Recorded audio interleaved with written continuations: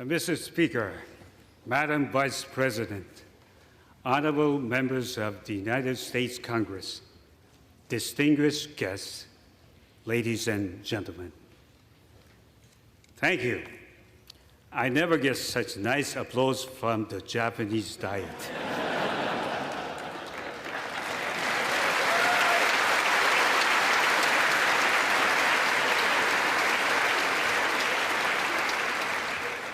And let me introduce my wife, Yuko, who is in the gallery.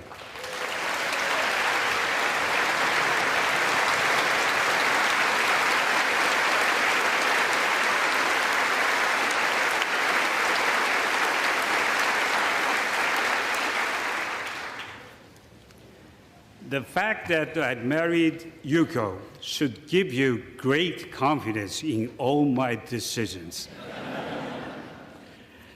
I'm truly honored to speak here in this citadel of democracy and before you, the representatives of the American people. 9 years ago, the late Prime Minister Abe, who was a close friend of mine, stood in this very spot and gave an address titled Toward an Alliance of Hope. I was foreign minister in his cabinet at that time, and I was deeply struck to witness the bond between our two countries.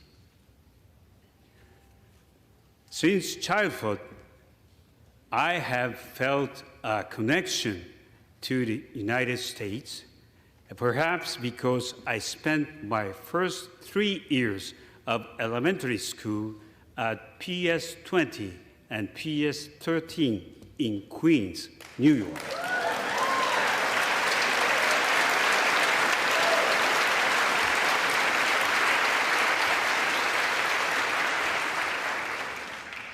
Even though I was the only Japanese student there, my classmates kindly accepted me and helped me immerse myself in a new culture.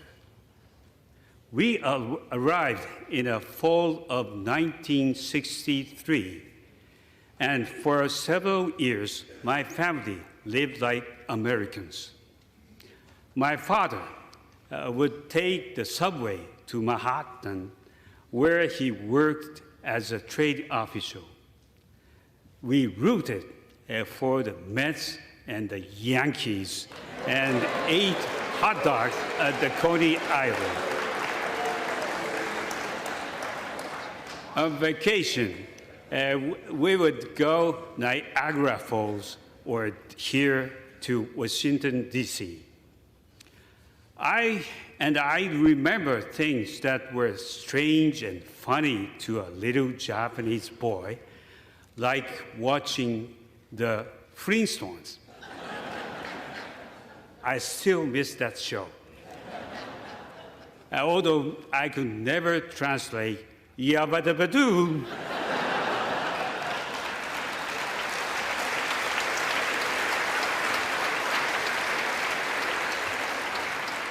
After 60 years, I have a message for the good people of Queens. Thank you for making my family and me feel so welcome. I have never forgotten it.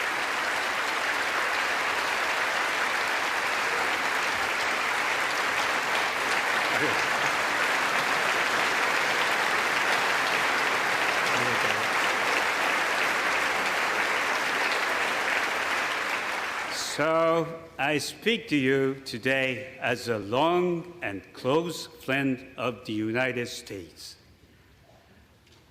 I know that the National Park Service is undertaking a rehabilitation project in the tidal basin. As a gesture of friendship, Japan will provide 250 cherry trees that will be planted there in anticipation of the 50th anniversary of your independence.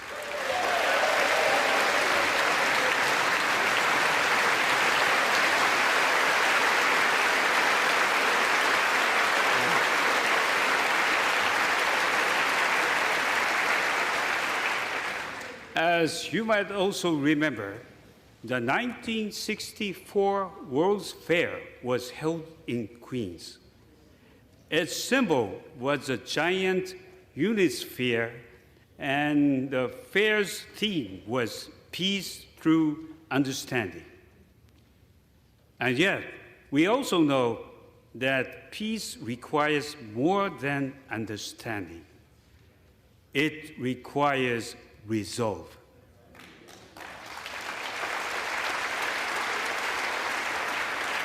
The U.S. shaped the international order in the post-war world through economic, diplomatic, military, and technological power.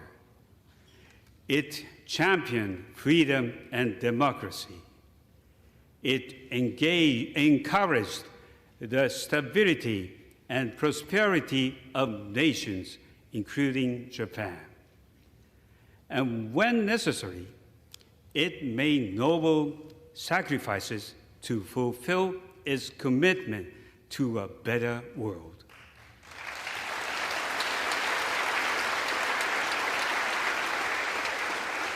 The United States policy was based on the premise that humanity does not want to live oppressed by an authoritarian state where you were tracked and surveilled and denied from expressing what is in your heart and on your mind.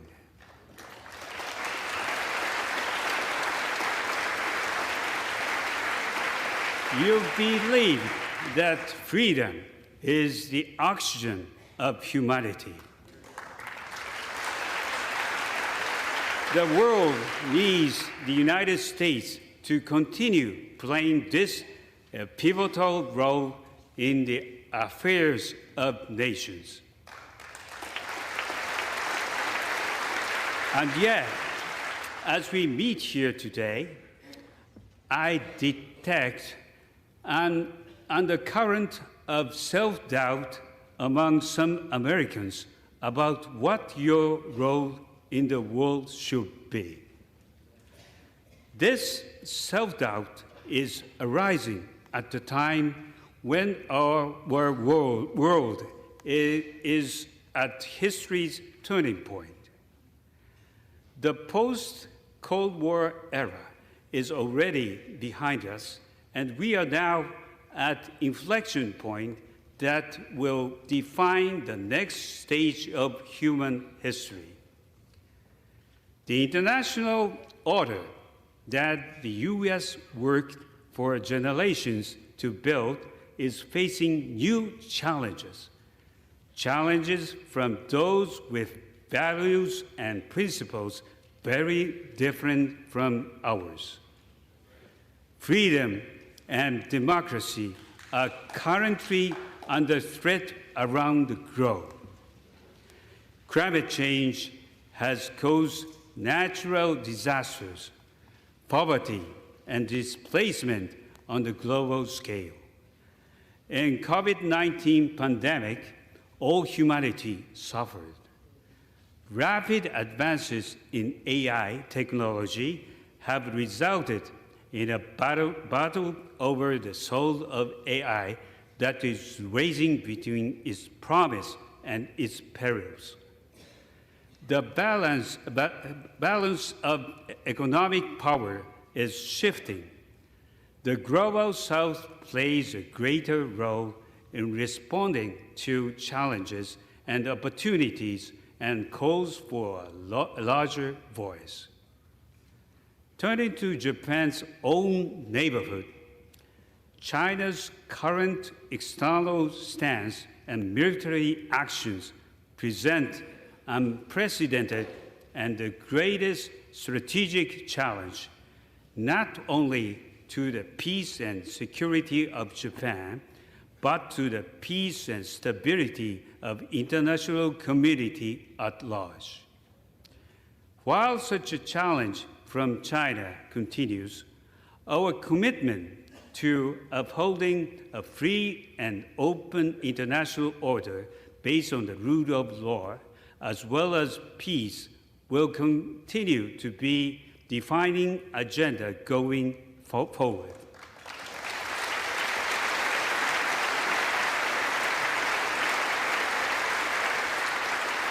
As a Hiroshima native, I have devoted my political career to bringing about the world without nuclear weapons.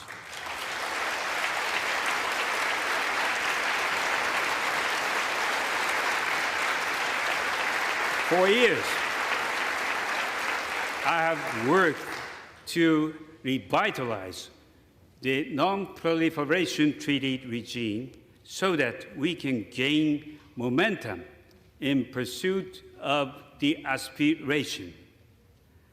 But there exists an imminent danger of nuclear weapons proliferation in East Asia. North Korea's nuclear and missile program is a direct threat. The issue of abductions by North Korea remains a critical issue. North Korea's provocations have impact beyond the region. It has also exported its ballistic missiles to support Russia's war of aggression against Ukraine, greatly increasing the suffering of the Ukrainian people. Russia's unprovoked, unjust, and brutal war of aggression against Ukraine has entered its third year. As I often say, Ukraine of today may be East Asia of tomorrow.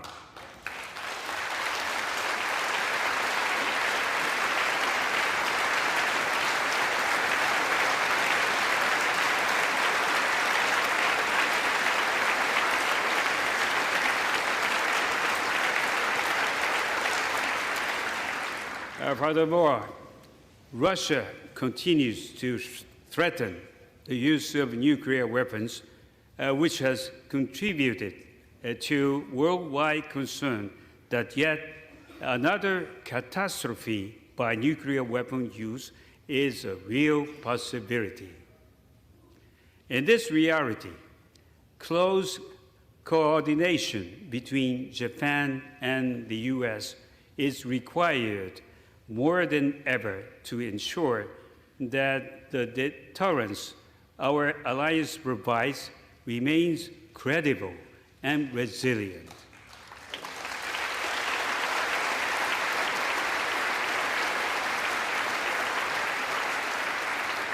New forms of oppression are being imposed on the world. Freedom is being suppressed through digital technologies. Social media is censored, monitored, and controlled. There are growing cases of economic coercion and so-called debt trap diplomacy, whereby the economic dependency of nations is exploited and weaponized. Facing such rapidly changing pressures, how do we continue to safeguard our common values? I want to address those Americans who feel the loneliness and exhaustion of being the country that has upheld the international order almost single-handedly. I understand it is a heavy burden to carry such hopes on your shoulders. Although the world looks to your leadership, the U.S. should not be expected to do it all unaided and on your own.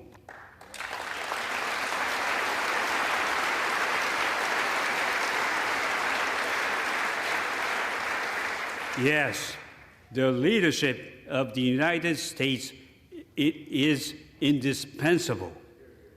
Without U.S. support, how long before hopes of Ukraine would collapse under the onslaught from Moscow?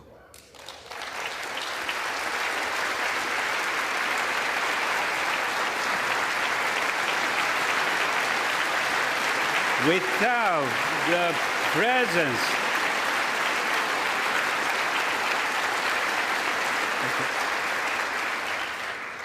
the presence of the United States, how long before the Indo-Pacific would face even harsher realities? Ladies and gentlemen, as the United States' closest friend, Tomodachi, the people of Japan are with you side by side to assure the survival of liberty.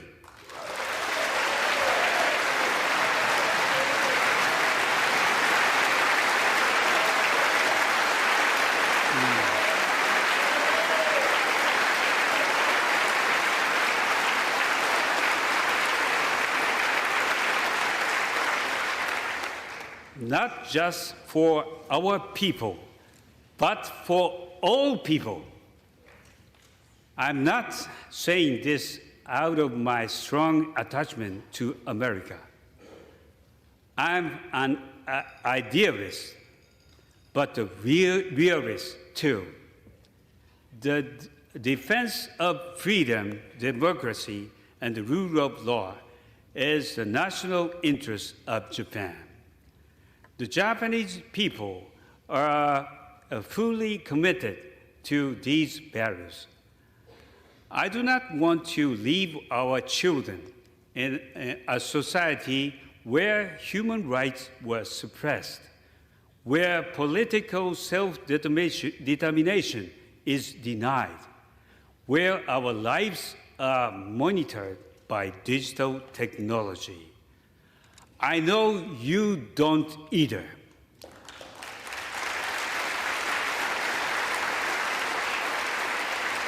Upholding these values is both a cause and a benefit for our two countries, as well as for the generations to come across the world.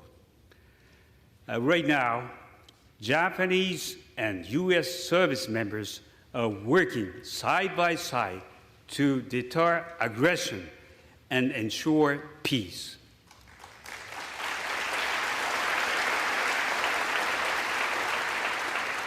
I admire them, I thank them, and I know I speak for all of us when I say they have the gratitude of both our nations.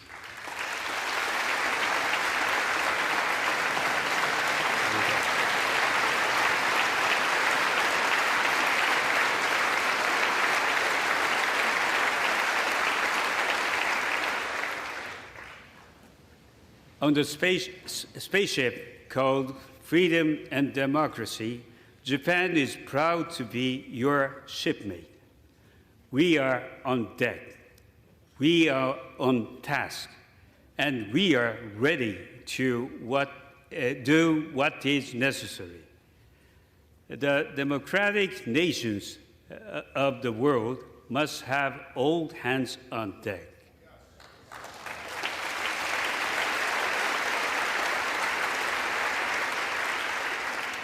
I'm here to say that Japan is already standing shoulder to shoulder with the United States. You are not alone. We are with you.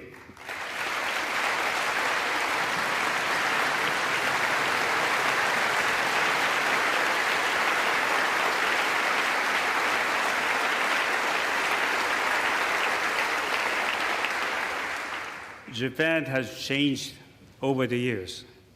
We have transformed ourselves from a reticent ally, recovering from the devastation of World War II, to a strong, committed ally looking outward to the world.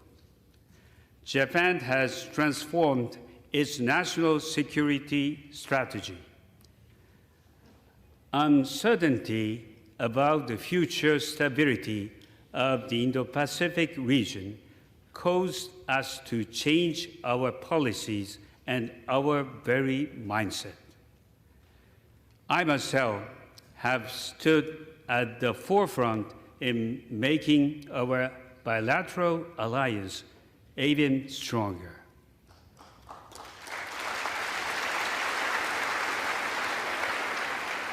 In 2022, we announced that we would secure substantial increase of our defense budget by fiscal year 2027 to 2% of GDP.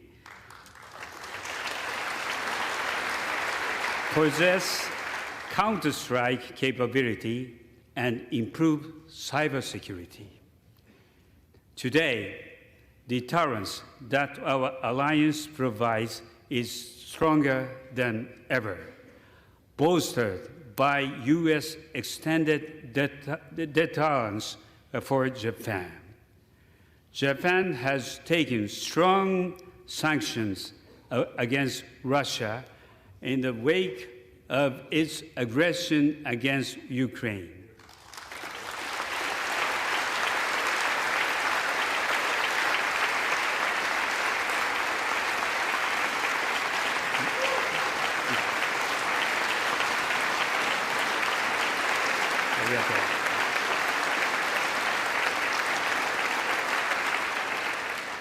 We have announced over $12 billion in aid to Ukraine, including anti-drone detection systems. This is a part of NATO's aid package. And yes, we are even working with NATO on the other side of the world from us.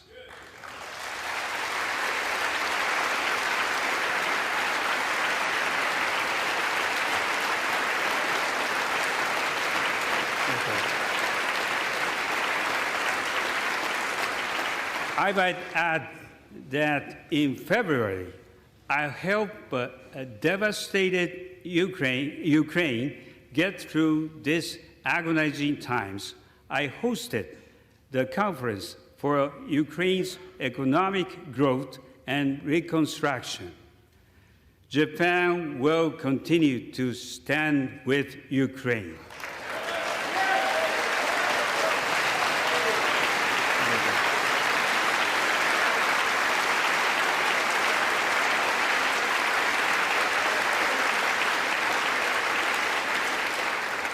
As the geopolitical landscape changed and as Japan grew in confidence, we expanded our outlook beyond that of being America's closest ally.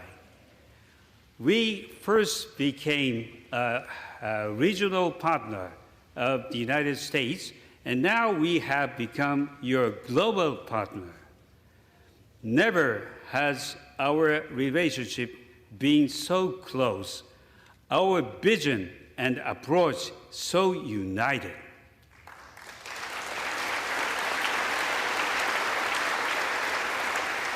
Today, our partnership goes beyond the bilateral.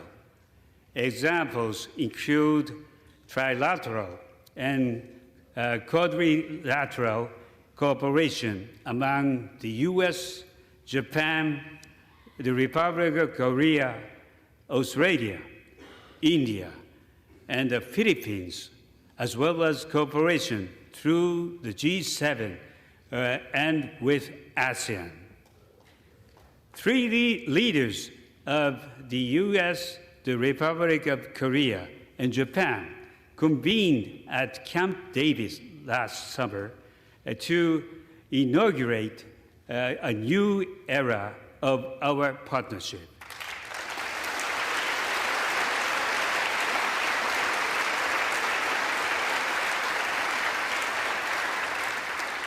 From these various endeavors emerges a multi-layered regional framework where our alliance serves as a force multiplier.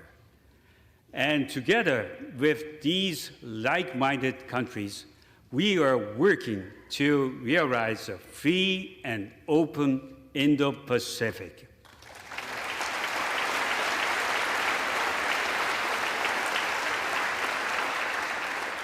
Here in this chamber, we should have strong bipartisan support for these efforts.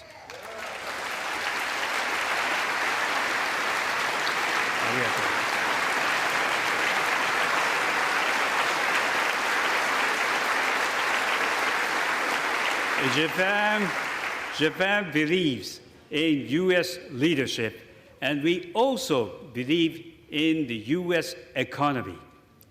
Japan is the number one foreign direct investor in the United States. Japanese companies have invested around $800 billion, creating almost 1 million American jobs.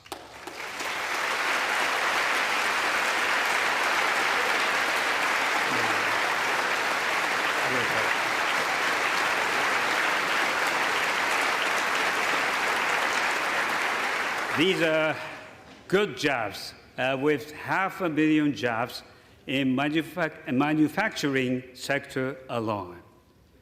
At home, I'm embarking on a set of initiatives called a new form of capitalism to drive the Japanese economy. The public and private sectors are joining hands to transform the social challenges we face into engines of growth. Wage increases, capital investment, stock prices, all have attained levels not seen for 30 years. The Japanese economy is now making strides by capitalizing on these unprecedented and major changes. A growth-oriented Japanese economy should also spur even greater investment in the United States.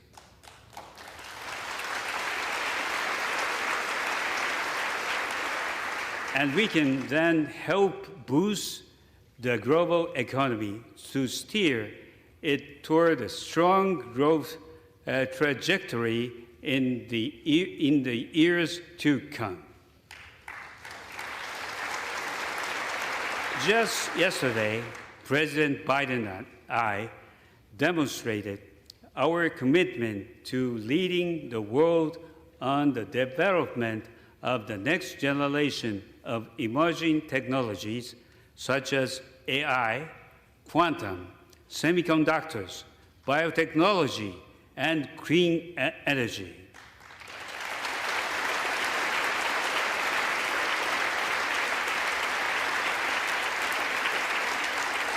And the scope of our bilateral cooperation expands to space as well, illuminating our path toward a brighter and more hopeful tomorrow.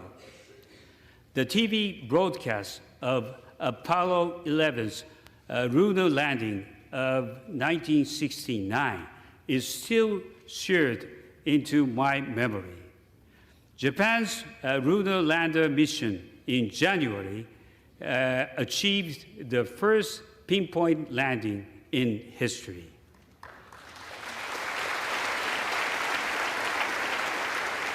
Yesterday, President Biden and I announced that the Japanese national will be the first non-American astronaut to land on the moon on the future Artemis mission.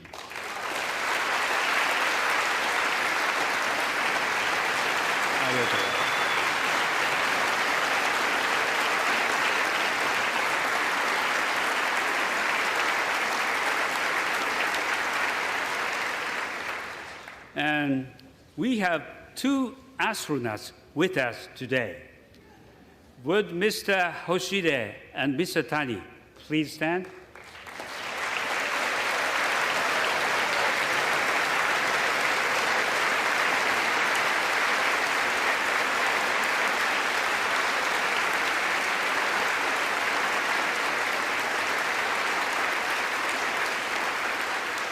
And Mr. Akihiko Hoshide has flown to space 3 times and served as commander of the International Space Station for 5 months in 2021.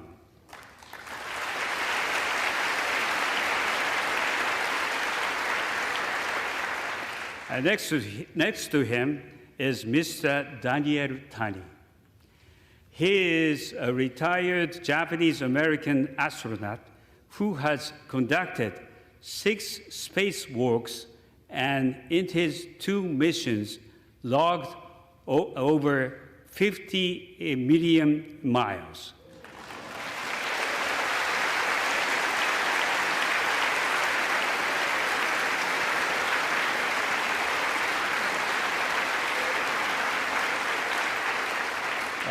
Which is a lot of frequent fire points.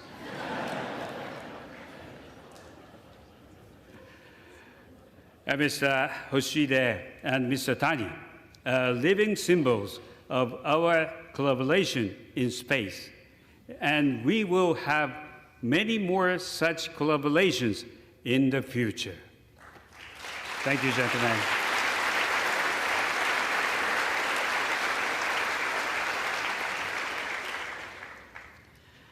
Let me close with this final thought. I want you to know how seriously Japan takes its role as the United States' closest ally. Together, we carry a large responsibility. I believe that we are essential to peace, vital to freedom, and fundamental to prosperity. Bonded by our belief, I pledge to you Japan's firm alliance and enduring friendship.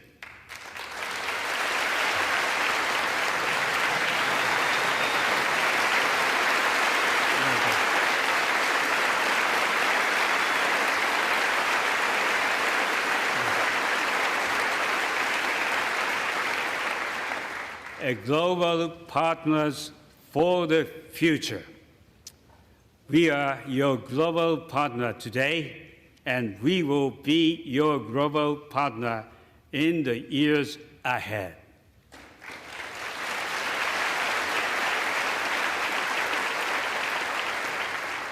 Thank you for inviting me. Thank you for your hospitality. And thank you for the role you play in the world. ありがとう。